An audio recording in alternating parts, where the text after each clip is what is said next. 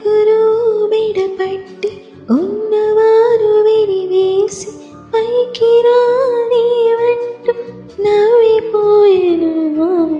నలుదిక్కుల తిరుగుచు బాధకు గురి చేస్తూ లేవ నీవు అంటూనే విడచిపోయెను.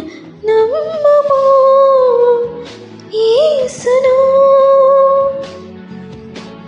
చేయి పట్టి నడుపును, చేరుము సిలువను, చేరదీసి నిలుపును. ఎందుకంత దుఃఖము, ఎందుకంత కలవరం, ఎందుకంత వేదన, ఎందుకంత రోదన?